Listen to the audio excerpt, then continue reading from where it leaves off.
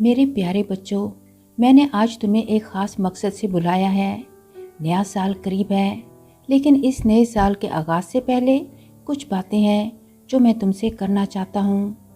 اپنے ارد گرد کی دنیا کو دیکھو، یہ فریب، لالچ اور حسد سے بھری ہوئی ہے جو تمہیں مجھ سے دور لے جاتی ہے، لیکن میں نے تمہیں اس کے لیے پیدا نہیں کیا ہے۔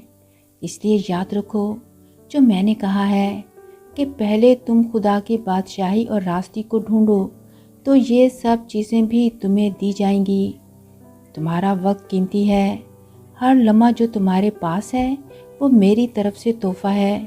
اسے عارضی خوشیوں یا بے مقصد کاموں کے پیچھے ضائع مت کرو، بلکہ دوسروں کے لیے روشنی بنو، ان کی مدد کرو، ان سے محبت کرو اور صبر سے کام لو۔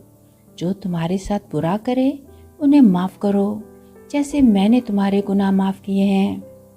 یہ دنیا عارضی ہے، لیکن میری محبت ہمیشہ رہنے والی ہے۔ اپنے دل کو اس دنیا کے فریب سے بچاؤ اور میرے کلام کو پڑھو۔ اس میں تمہیں حکمت، سکون اور طاقت ملے گی۔ میری آواز کو سنو اور اس پر عمل کرو۔ نیا سال تمہارے لیے ایک نیا موقع ہے۔ اپنے دل کو میرے لیے کھولو۔ جو کچھ کرو میرے جلال کے لیے کرو۔